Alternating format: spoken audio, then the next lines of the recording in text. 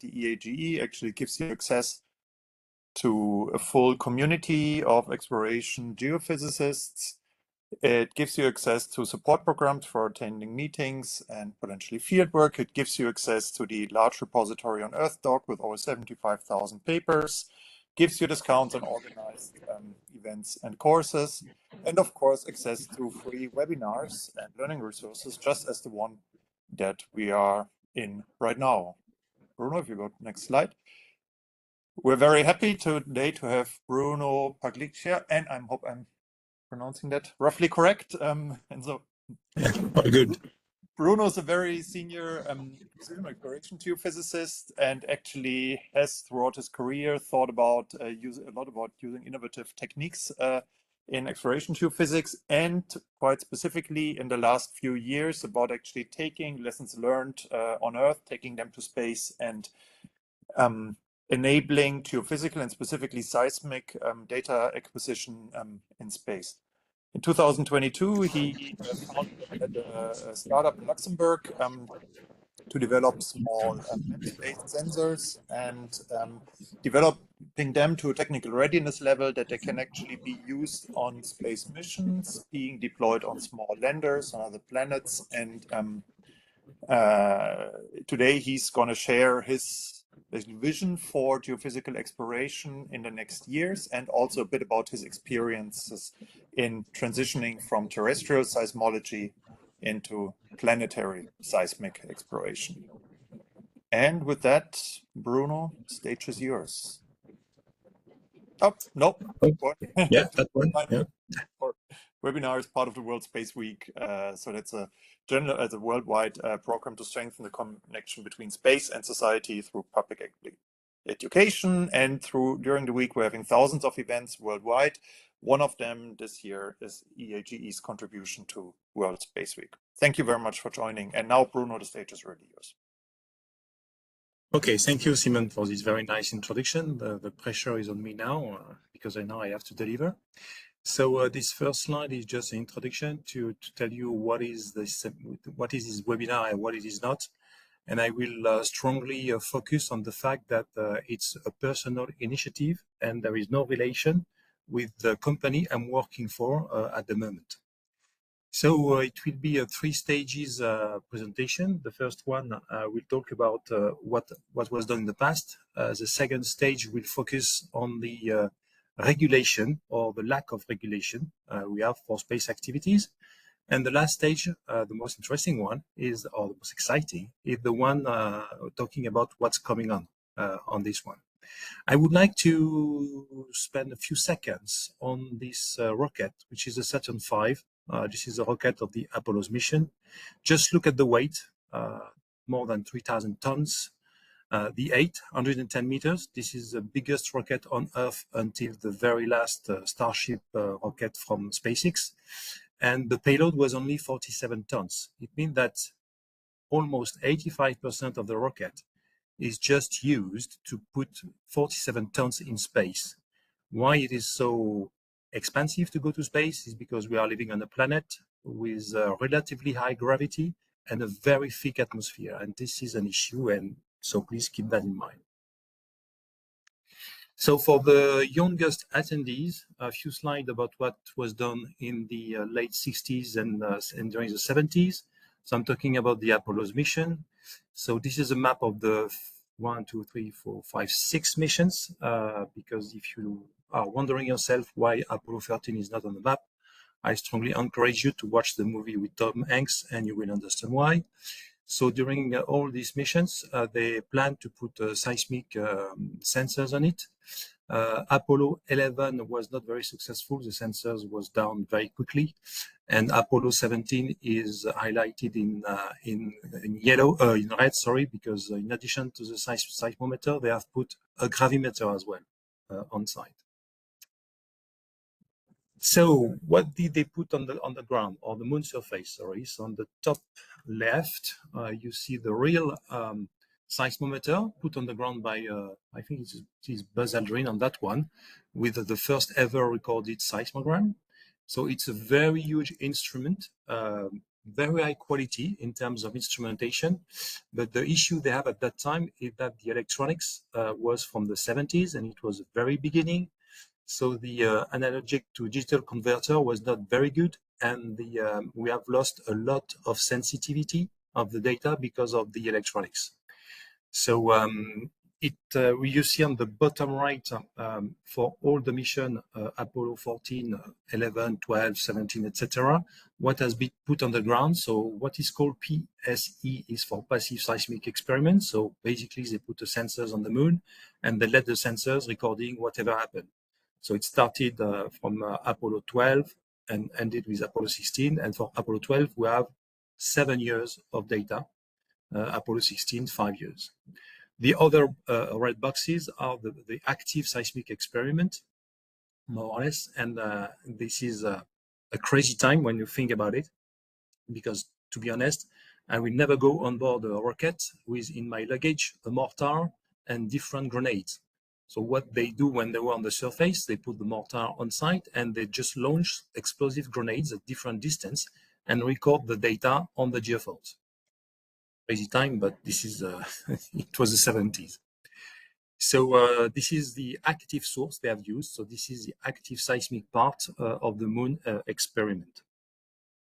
So what is the outcome?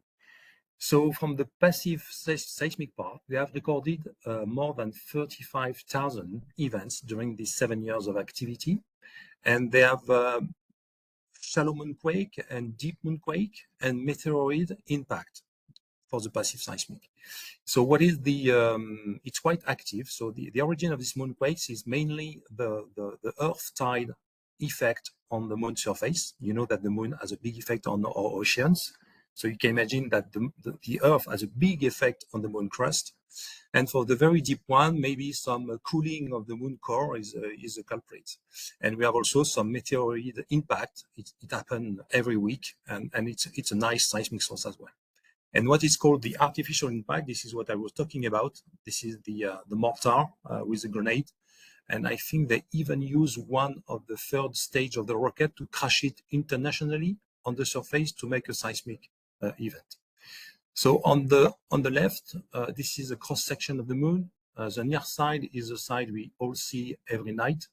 The far side, we never see that. And so you have the position of the different Apollo's mission at the surface and the position of the different moonquakes recorded.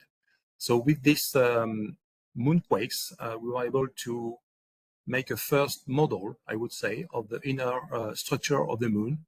And very strangely, we detect nothing from the far side, only seismic event on the near side. It's still a mystery, and we'll talk about that one later a bit. And on the right side, this is a first velocity model obtained for the very shallow, not very shallow, the shallow surface of the moon, because it goes from 0 to 2 kilometers. And this information was coming from the artificial seismic source, like the mortars and the piece of rocket. So you see, we have VP and DS velocities. We have layers with velocities up to almost 5 kilometers per second, which is very consistent with what we have in Earth.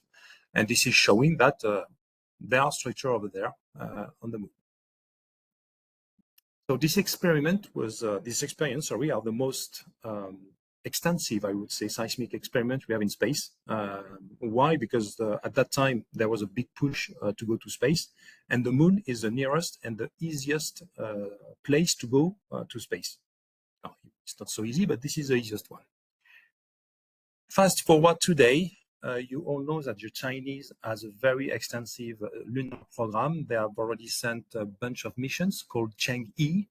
I think the ongoing mission is Chang'e 6. So the image you see on the left, it's not a seismic. It's a ground penetrating radar profile acquired during the Chang'e 4 mission on the far side of the moon. So what is very interesting with this radar section, not seismic section, it looks like there are some structure on the moon surface. Look at the scale. We are talking about a few tens of meters. It's between 10 and 60 meters deep. because the georadar, lunar penetrating radar, because this is how it is called, has the same issue that on the Earth. It's not going very deep in terms of penetration. And because it's a zero offset acquisition, you have no access to velocity analysis. So the depth we see here is just the time section multiplied by a constant velocity of electromagnetic waves propagation. So it's not very accurate. And because there is zero offset, there is no multiple offset acquisition. So the signal to noise ratio is not as good as the seismic we're using on Earth. Just to highlight that the fact there are still geophysics on the moon, even if it's not seismic so far. So we change place. So we go from the moon to Mars. So for those we know, there was a very technological mission, very high-tech mission called Mars Insight. It was 2019 on site. It was launched in 2018 and landed end of 2018. It runs for 4 years. And this mission was mainly, as the main objective was to record seismology. So again, it's a seismometer. So it is called, we have 2 instruments, in fact. One is called the VBB, very broadband sensor. This is a seismometer in the scientific term. Another one is a short period sensor. This is an accelerometer, a MEMS-based accelerometer, not the same as the one we use in the seismic industry, but not very far. It is just more sensitive. Okay, so these 2 sensors was put on the ground during the mission, and there was listening what happened for 4 years. So just to give you an idea of the seismic events, so more than 1,300 events were recorded in 3 years. So if you remember the 35,000 events on the moon, you can say that Mars is quieter than the moon.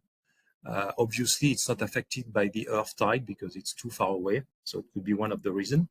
And on the bottom left, you see the signal, the first signal registered, if I'm not wrong. On the top, this is the accelerometer MEMS. And on the bottom, this is the very high-tech seismometer. So they were able to record the wind because, yes, there is wind on Mars. There is an atmosphere, not as thick as on Earth. It's only 100 part of it, but there is wind, so it's making noise. There is also a robotic arm on the lander, which is making noise as well. And in between, they have recorded most probably a Marsquake. So you can see that between the 2 instruments, we have almost the same signal, even if the signal is quieter and less noisy on the big seismometer, which is not a surprise. So on the bottom right, so these data are still under investigation. A lot of papers have been published. People are still working on it, and we have now a good idea of the structure of Mars because of this seismometer, which is probably the most sensitive seismometer ever made. Very high tech. But it's only seismology. It's not seismic. So they have done a bit of seismic. It was not, I think, scheduled from the beginning. No, I don't think it was scheduled. So beside the seismometer, there was another instrument called HP3, and its nickname is a mole. So basically, it's a small drilling rig, which was supposed to drill a hole of a few meters. Unfortunately, it was not successful. It didn't work. But during the different trials, more than 8,500 strokes were done with a small hammer. And as it is located only 1.5 meters away from the seismic sensors, which is called SEIS on the image, we were able to record on the sensors the signal coming from the hammer. And with more than 8,000 strokes, we were able to derive a very accurate velocity model, but only for the first 5 meters, because we are talking about a very, very short distance between the seismic source and the receivers. But at least this is an active seismic experiment, the only one on Mars. So it's not too bad. Okay, so as a summary for this part, so Apollo's was by far the most rich mission from the seismic point of view. People are still working on it now, even 50 years after. There are still some stuff to discover. China is making a big push for geophysics. Unfortunately, it's not seismic; it's only radar, but it's quite interesting to see. And on Mars, we have only one experiment, but it's a nice experiment. And for the future, just to give you an idea about the very harsh environment of the moon, it's a very tough environment. We have the 14 days of night and 40 days of light. The temperature during this night and day are going from minus 180 to plus 130 degrees. So I let you imagine what all the electronics are suffering and the instruments are suffering from these very high temperatures. We have, on top of that, a lot of radiation coming from the sun. And last but not least, the lunar dust, we call it the regolith, is very abrasive. So it makes the instrument, it makes the life of the instrument very, very hard. It's challenge, but okay, let's say we can make it. So I think I'm sure you know that for the last 10 years there was a big push to look at resources in space. Everything was coming from the fact that we think there is water on Mars. Okay, sorry, water on the moon. Sorry, water on the moon, and probably on Mars as well, but we still don't know. So water is the fuel for the rockets. Okay, so some countries start to think about the potential business we can do if there are resources on the moon, water and other gases. And yes, there is the space agency in Luxembourg. It's not very old. It's only from 2016, but the space agency in Europe is the one focused on the resources. So they have done a small study, or a prospective study, I would say, to give an idea about the market. So don't look at the number; it's a bit dubious. But anyway, they think about it, and a lot of countries are thinking about it as well. So what are the main resources they are looking at? The first one on the moon is the water. As I told you, this is a fuel for rocket. This is also essential if we want the people to stay on the moon more than a few days, like with the Apollo's mission. They don't have to bring all the water with them. And on the further perspective, there are some rare elements like the helium-3. This is one of the hottest, I would say, because helium-3, if one day we are mastering the nuclear fusion, it's not a given, but some progress has been made the last few years. Helium-3 is a perfect fuel, and we don't have helium-3 on Earth. This is a molecule produced by the sun, and the magnetic field of the Earth is pushing it away. So there is no helium-3 on the Earth, but there are a lot, or we think there are a lot on the moon. So this is a very far away goal, but this is an interesting potential fuel for the future. Okay, so it's good to go there, but if we start to think about business, we need a regulation. And the US, as they used to, they shoot first and you discuss after. So they trigger in 2015 under Obama's administration what they call the Space Act. So one thing you have to know, in 1967, I put that on the top right of the slide, there was an outer space treaty signed by everybody at the United Nations, stating that every stuff in the solar system is belonging to nobody. Okay, so nobody could claim the property of the moon, of asteroids, Mars, whatever. So the US tried to go around this regulation by saying, okay, if we want to explore resources in space, we will use the same framework as the one we use for fishing in the international water. When you fish in international water, you are going on places which is belonging to nobody, but you still go there to take resources, the fish. So basically, this is the idea. You are not any company based in the US will be granted by the government to explore resources and to exploit resources without being the owner of the land or of the celestial body. Sorry. So just after the US, Luxembourg, and this is why they have put Luxembourg Space Agency over there, did the same in 2017, followed by the United Arab Emirates in 2019 and Japan in 21. I like the one from UAE because you can see that one, they say that if you put the mess where you go on the moon, you are liable and you have to compensate. This is nice. I like it.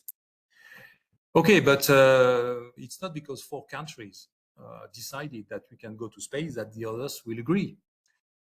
And everybody knows that, even the US. So USA, they have, beside their new moon program called Artemis, they have launched an Artemis Accords, which is based on the Outer Space Treaty in terms of collaboration. We are not there to fight together, etc., but also allowing all the members to go there and to look for resources. Okay, it has been launched in 22. So far, they managed to put around the table 56 countries, which is not too bad for a start. But very strangely, or it's not so strange, the one which is the most active on the moon is not part of the Artemis Accord, China. And in the foreseeable future, I'm sorry to say that I think they will not find an agreement between them. So it's still an issue, and I think it's a good try. It's a good try, but there is very little chance they could gather everybody around the table. So maybe there are two options I have in mind. Well, I have in mind. This is my point of view. The first one, Luxembourg. Why? It's a very small country. I mean, they have no army. They don't want to expand their territory in whatever manner, and they are not competitor to any country. So if they are not fighting to everybody, it could be a place where everybody could gather. This is what they are pushing for. To be honest, this is what they see as their strong point, and this is why they launch themselves in this adventure. We'll see in the future if it's working. It's a European country, so it's a little bit biased. I don't know if the country in Asia will adhere or not, but they are signing a lot of bilateral cooperation agreement between different countries in the world. So they are trying. Other option, United Nations or NGO. There is one NGO. It is called the Moon Village Association. This is the only one I know dedicated to space. They are based in Vienna, and they are closely linked to the United Nations. As far as they managed to create the International Moon Day. I think it was 5 years ago or something like that. So it's every 20th of July, the date of the Apollo's first landing. So it could be another option, but going through United Nations will be very long, as for all the other topics. So we are still in a gray area where there is no regulation recognized by everybody to do this activity on the moon. Okay, so as a summary, you remember the number of the rocket.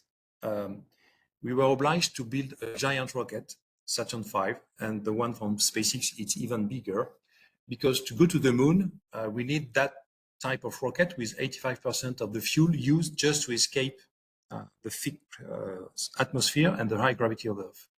So if we want to go further, we have to make a fuel stop somewhere. And this is where the in-situ resource utilization, especially on the moon, could be a way to support deeper space exploration in our solar system.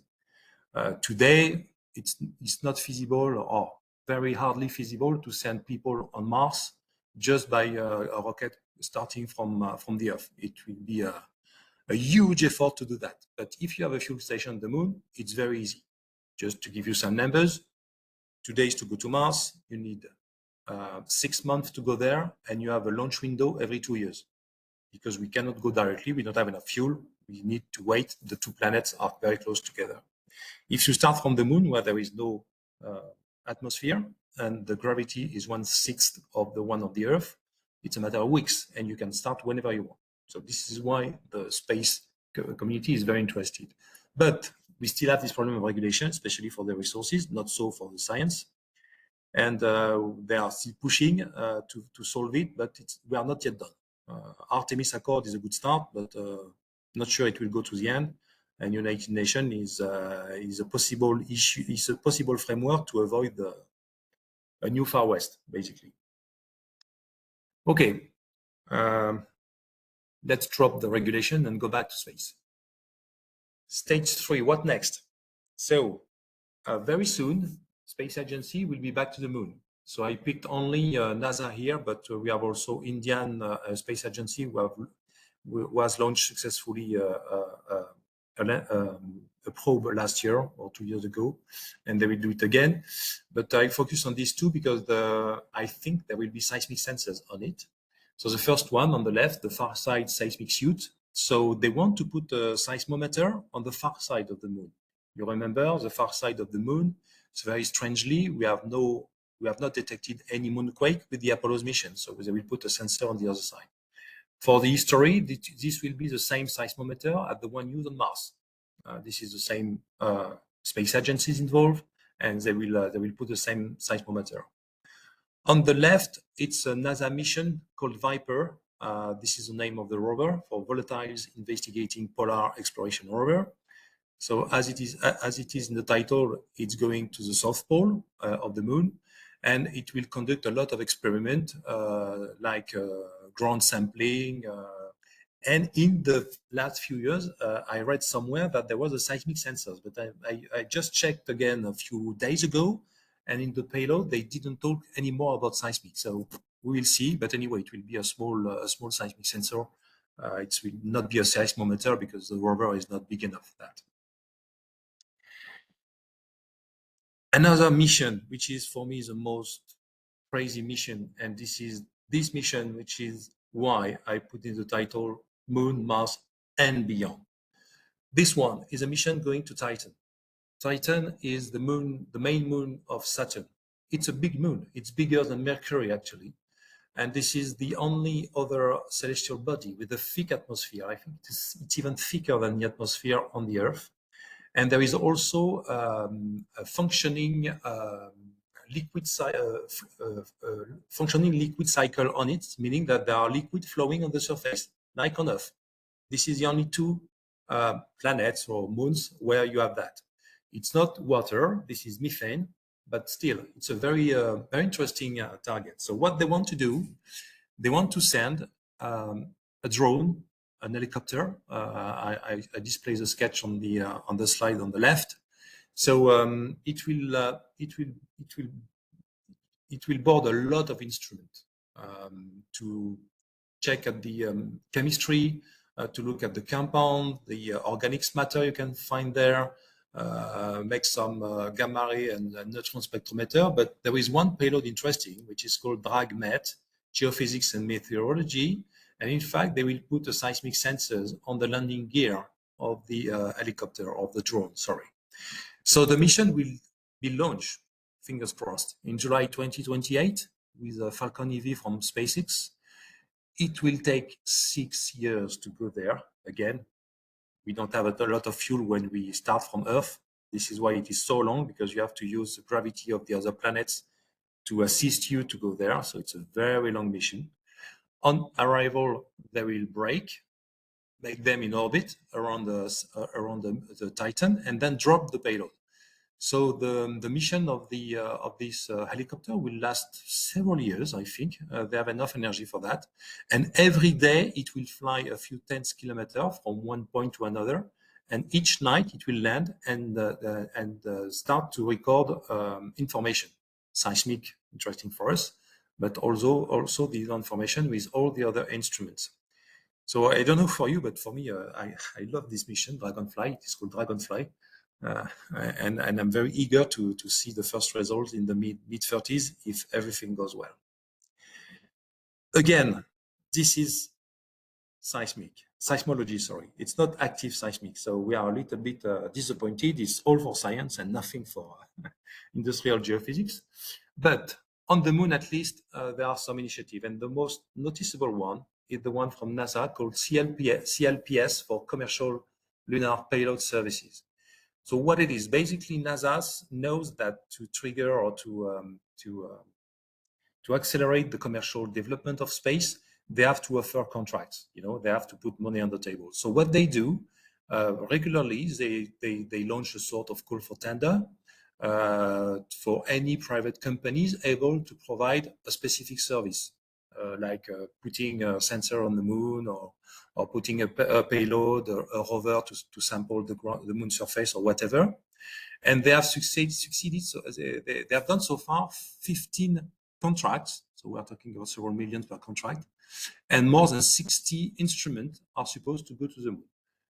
I put for you on the bottom left the planning of this mission. Some of them already happened, like the Astrobotics one and the first Firefly Aerospace and the Intuitive Machines. Most of them failed except the Firefly Aerospace, which is the only one, to my knowledge, who successfully landed on the moon. It's not so easy to land on the moon. Huh? All the others failed. But there are some downsides on this initiative. It's only for American-based company. You cannot do it from Europe, or you can do it from elsewhere in the world. So you have to be based in the USA, which is a bit normal because the money is coming from NASA. But yes, there is no other specific initiative like that in Europe, if I'm not wrong, or I'm not aware of. Okay. So speaking about this type of mission, I think we have Dr. Mark Baker online, who will talk for the next slide about a specific mission coming, where there is a seismic sensor coming alive. So Mark, if you are not muted, the floor is yours.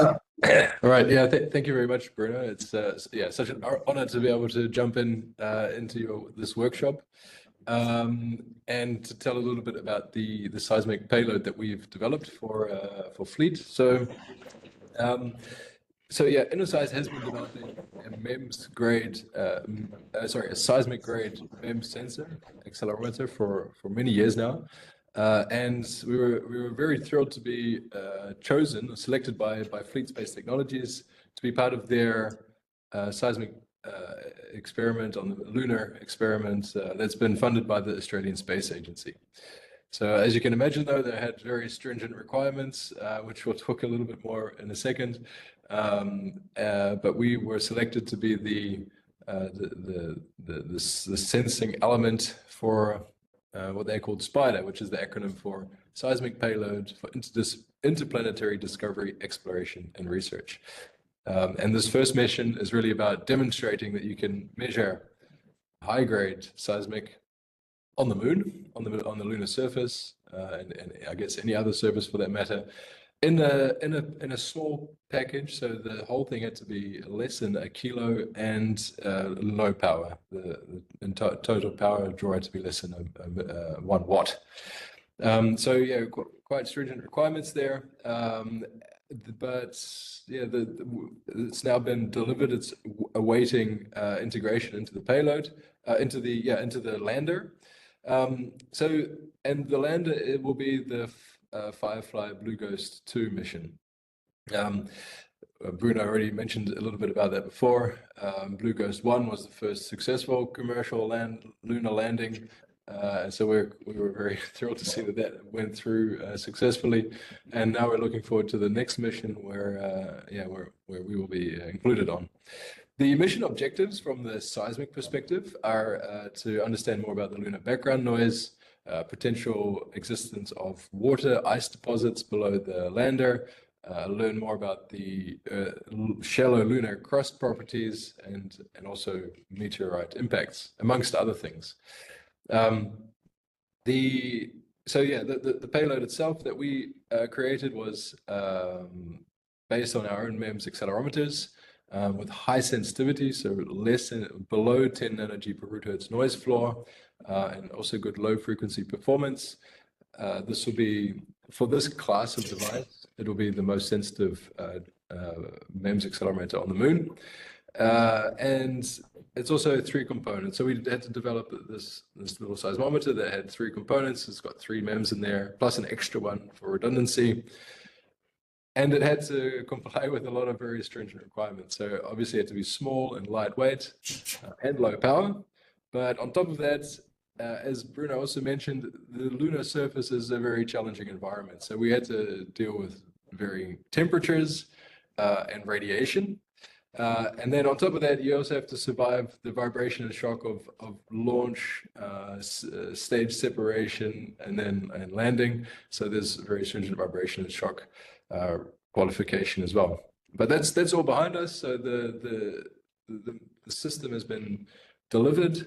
The little spider device is, you can kind of just see it in the illustration here underneath the lander. It will be deployed with an arm.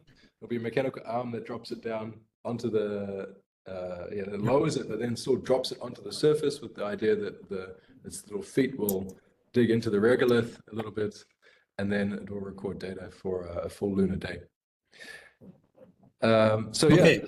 yeah, thank you. This is really. Thank you, Mark. Thank you.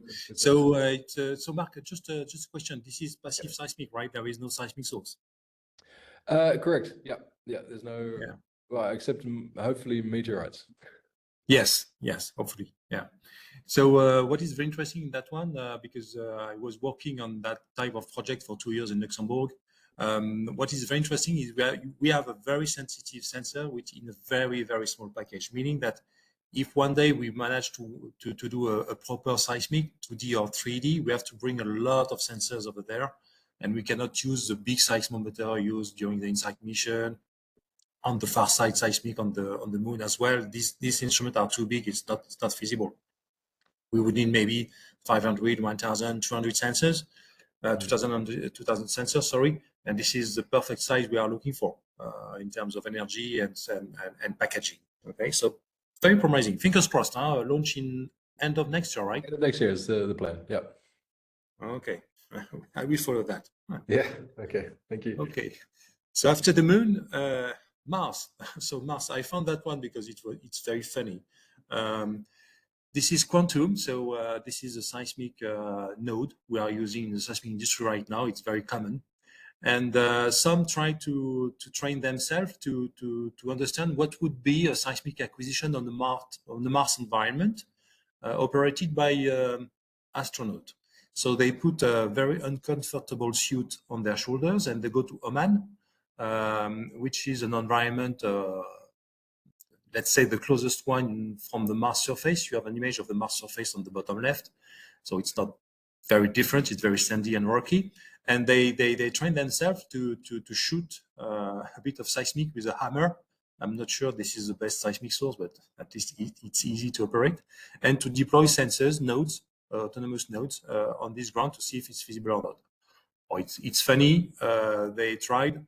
I don't know what will be the outcome. I think there is a paper on that one. But okay, let's start with the moon. Mars, it's not for today, neither tomorrow, and even after tomorrow, I think. Okay, I am at the end of my talk, and I have to tell everybody that I'm not happy.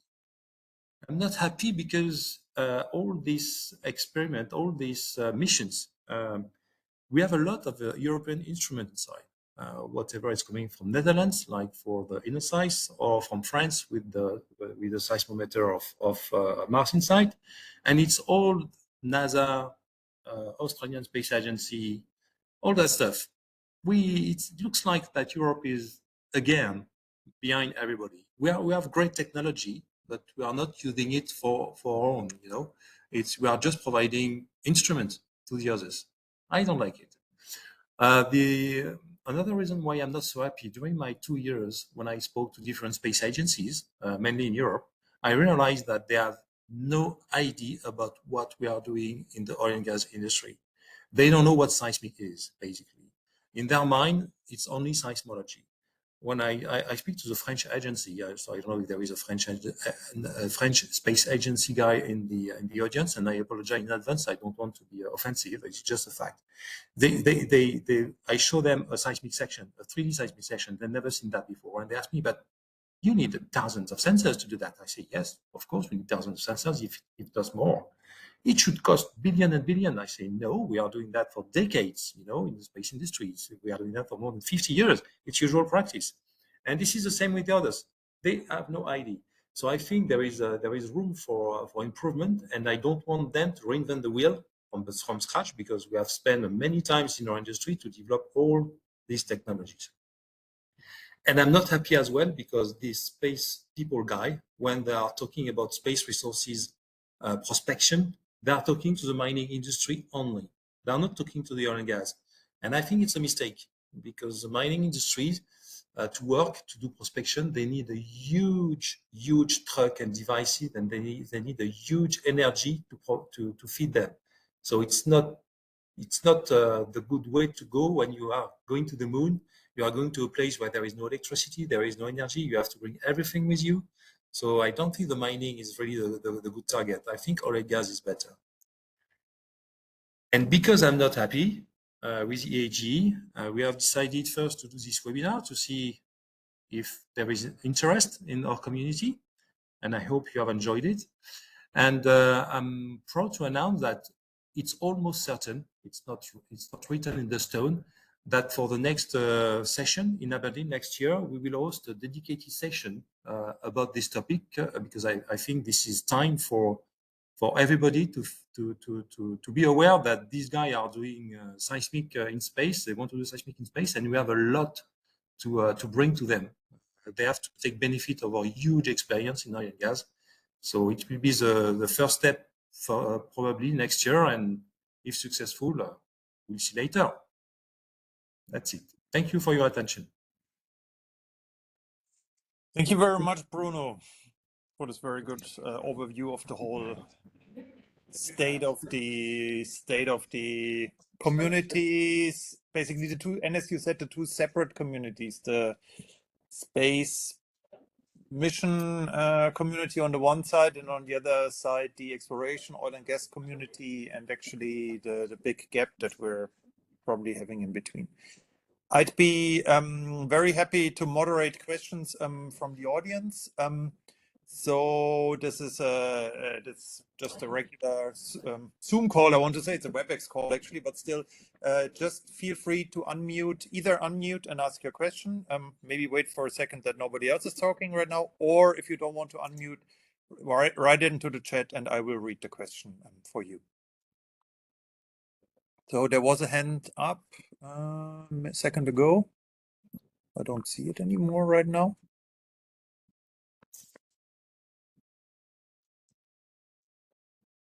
So first question. If not, I'm gonna kick off.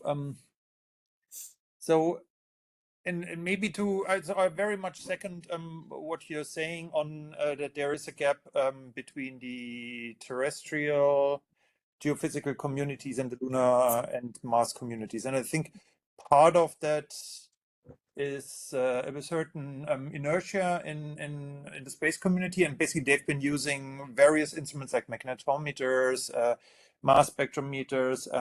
These are instruments that have a very long heritage and have been on almost all missions, Mars missions, moon missions over the last years. And so far, these instruments exist, and basically the community, or the engineers, the space engineers know how to deal with them, know what the peculiarities are of these instruments. Seismics, I feel, is something that people just don't have really an understanding on, what are the design implications if we have a seismometer on a lunar lander. And so therefore that is something where people just need a lot more push to be convinced that it's worthwhile. So therefore I fully agree with that. That is something where we as a terrestrial geophysical seismic community actually need to put work into convincing people. Now, a bit the cold water is, from my experience working on Mars and working on the moon, the big issue that will be having on both of these worlds, I don't know about Titan yet, but is scattering. So it's just that if you look at any seismogram from the moon or a seismogram from Mars, you almost never see a clear P or S wave. I mean, the best thing, you're having a slowly emergent arrival, and then if you're extremely lucky, you get a second bump in the envelope that is actually producing an S wave for it. And so this is where I sometimes feel like we actually need to think a bit about which of our methods can actually help us overcome that, because otherwise we're going to have a ton of sensors giving us data from the moon, but if we can't pick more than a first arrival there, and even that only with limited fidelity, I wonder how much we will actually learn from that. Any ideas on that? Yeah, definitely. Do you think it could be, sorry, I'm just thinking loudly, do you think it could be an issue with the coupling? Or No. No? What if I bury my sensor? Would it be better? I don't know. I think it's genuine scattering. So we,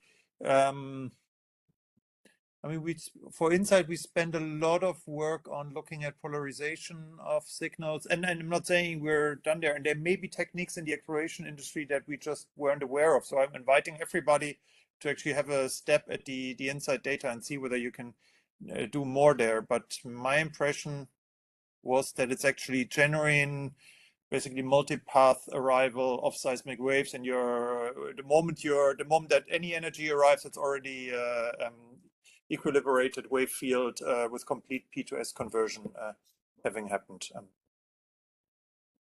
Okay. Oh yeah. So There is that's one it. for So this is discussion where for I sure. think, I mean, there may be ways to overcome that. Maybe having small sensor arrays where you can actually stack multiple arrivals and thereby get some information about the incident angle and the direction. Maybe all of that could be something. I don't know. There's a question here from Harrison. Thanks for the talk, and unfortunately, I'm unable to unmute. We've recently seen more and more examples of successfully using fiber optic cables or DAS for seismic work in the energy industry. Do you envision DAS, distributed acoustic sensing, could find a place in future missions, especially given its spatial density and low weight cost? Oh, wait, yeah. What are your thoughts? Yes, I would say yes. The cost is a big plus for the DAS. I think the issue I see just in my mind is the deployment of the DAS. It could be a bit not difficult because you have to. It's a bit difficult because you have to bury it, or at least on Earth. So I think you will need a dedicated rover, but definitely for a static station like a seismometer for seismometry could be interesting. For an exploration seismic, because what I have in mind is to have a mobile, a very dynamic system with the rovers deploying nodes, shooting, recovering nodes, going to another place, etc. I think fiber optics is a bit too difficult to move from one place to another. But for a static monitoring device, probably it would be a very nice one. Yeah. And that might actually help us with the scattering as well, because we're having a full, we're not recording at a single place where we can really. And the energy you need to make it working, it's very little, so it's quite adapted as well to space environment. To my knowledge, I think there is no DAS experiment or mission with fiber optic plan. I don't think so. I mean, there are experiments in various laboratories about the question on specifically the coupling question for DAS or. Yes, we have some experience as well in the oil and gas industry. We are deploying DAS. We are not deploying DAS. In fact, we are using the fiber optics of the communication, which are already there. You know, it's not specific for seismic, but we shoot seismic over there. And it's true that we get a very good seismic image, almost equivalent to the normal acquisition with DAS. But the issue is it's very static. You know, you cannot move the equipment very easily from one place to another. So there is a raised hand by Mark. Yeah, thank you.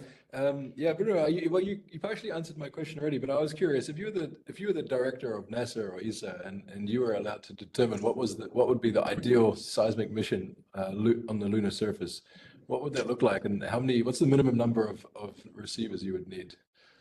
Oh, you are anticipating the dedicated session of next year. It will be a part of the topic. Definitely what I have in mind for next year is for this dedicated session is to speak about that, to try to understand what would be the most efficient way to do seismic on the moon first, because this is the easiest way to go. I have some design in mind because this is what I've done for 2 years when I was in Luxembourg, and I spoke with the European Space Agency and Luxembourg Space Agency about these designs. They were very interested, to be honest, at that time. The only things they told me is, okay, your project is nice, but you don't have a big player with you, a big oil and gas company. You are only alone. And unfortunately, in Europe, they are not giving money to someone who with a crazy idea doing stuff in his garage. You know, we are not in the US, so I could not make it. But yes, I have a few hundred sensors, rovers with electric vibe on it, 2D first, 3D. Yes, this is something we have to really discuss next year, definitely. Yeah. And I think I even think this is to tease a bit the next year dedicated session. I think I have a business model in mind as well, meaning that there is probably a way to make money, probably. Okay, thanks. Looking forward to the session. Any other questions? Then I would have another one. Where do you think, I mean, exploration, geophysics, of course, not only seismics. I mean, do you see, or is there something where we can make a point that actually seismics is more suitable than, for example, GPR or gravimetric data sets? I mean, specifically for the resources we're expecting on the moon? Yes, it's coming from, this is the experience we have in the oil and gas industry because of the redundancy of data you have with seismic, because you are shooting and listening to a lot of sensors, and each sensor is looking at a lot of shots. So GPR, you have only one source and one receiver at the same location. So it's like a single offset seismic we used to shoot a long time ago. And when we went to multi-offset, meaning that we have many receivers for one shot and many shots for one receiver, this is where we saw the quality make a giant leap forward in terms of image. This is why the GPR radar is not good. And in top of that, when you are doing this multi-offset acquisition, you have access to physical properties because you can do a velocity. If you do a zero offset, you can do. So we have also gravimetry we are using and electromagnetics. So I think electromagnetics would be a bit of a challenge because the surface of the moon is very ionized, if I'm not wrong. So it could be a strong reflector for the electromagnetics. This is probably one of the reasons why the penetrating radar did not go very, very deep. I don't know. Gravity is another tool as well, but you are measuring a field, so it's not very accurate. It will give you the big structure. I think the big lottery ticket is to find a buried comet crashed on the moon, small structure, small ball or whatever, image in 3D, where you will have a huge concentration of water in an icy form, and when you can justify to put a lot of equipment to start to mine it. And for that, you need a good image. Without the image, you know, the density of resources per cubic meter is very low.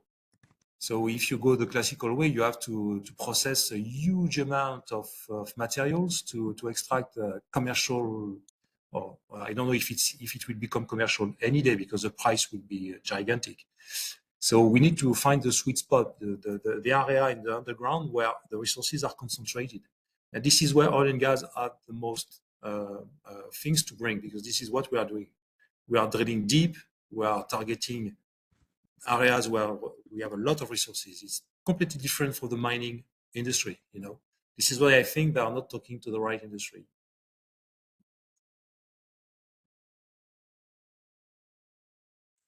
Any other questions?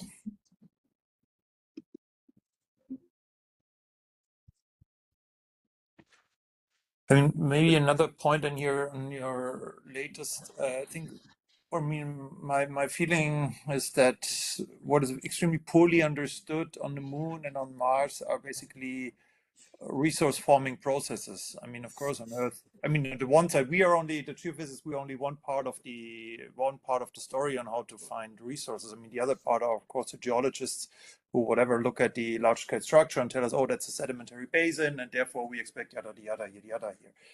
And I think that, of course, that whole experience is almost non-existent on the moon. I mean, we barely understand tectonic processes on the near surface of the moon. So you mentioned a buried comet or something that is actually, that would tell us, oh, here maybe there's a wrinkle ridge, and therefore under this wrinkle ridge we expect that there is whatever, ilmenite, and so titanium oxide or something. And that's, I mean, on Mars we're having an idea that there might be buried aquifers somewhere as water layers, but on the moon. And then this is, of course, it's creating a bit of a hen and egg problem, because without actual exploration on the moon, we're not going to get these geological insights. But without the geological insights, we don't really know where to start the geophysical exploration. This is the issue they have in the business study they did. The first brick was prospection, and that one is empty. They don't know what to put inside. And so the mining industry told them, okay, I'm ready to engage a huge capital, but I need where to go. And the space industry said to the mining, but we don't know where you have to go. You have to go there to see where to go.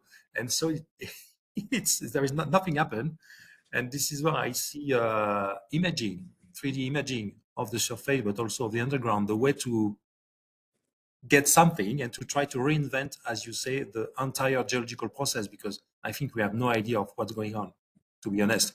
I met a lot of experts in moon geology from the US, from the universities, and some of them say it's all flat parallel. There is no sedimentation, there is no tectonic, so it's all flat. There is nothing to see. But I cannot believe that when you are bombarded by meteorites and comets all the time, it should be a mess on the underground, and there is some stuff to understand. And the GPR mission from the Chinese on the first 50 meters looks like it's not as flat as we think. So it's an open question. Hmm.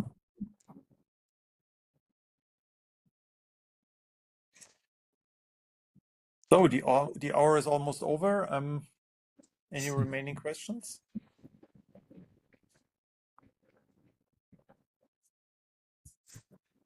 If not, then thank you very much, Bruno, for the. There is one. I see one in the message.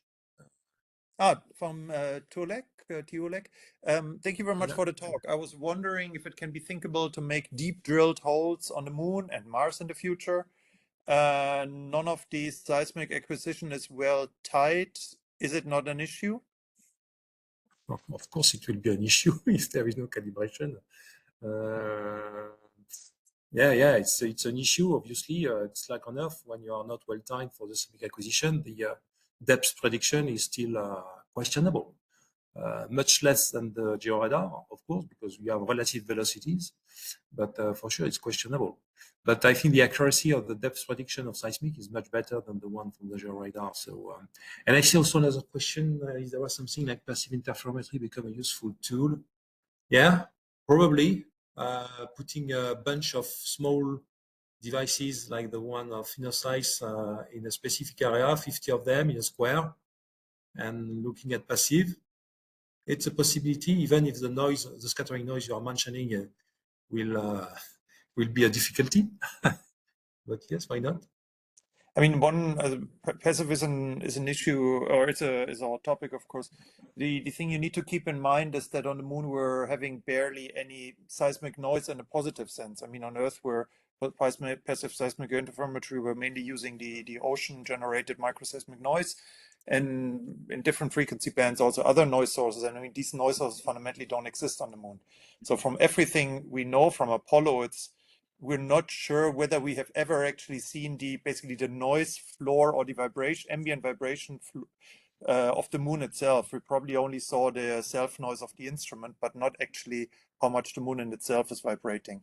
I mean, micrometeorites are of course a process which is happening from time to time, and the steep moonquakes that Bruno mentioned, but it's so again something where it's a challenge. It's not impossible. I'm just saying it will be a challenge where we maybe need to reinvent some of the tools we're used to working on Earth, but it might be a thing, yeah. Or Yeah. for example, another noise source may just be activities of spacecraft. I mean, if you have a lander that is having a drill, for example, you might at least use the drill noise as a noise source for passive imaging. It's a bit similar to vibroseis. Okay. Good. If there are no more questions, then thank you very much, Bruno. Thank you very much, Mark, for the presentation about the fleet space mission. It's super cool to have a small MEM space sensor on the moon very soon, and almost an seismic exploration setting. Very much looking forward to that. I'm super looking forward to the Dragonfly mission that Bruno mentioned, Farside Seismic Suite, I love it. Whichever other missions there may be in the future. Thank you all for joining, and see you in Aberdeen. And yes, see you in Aberdeen. And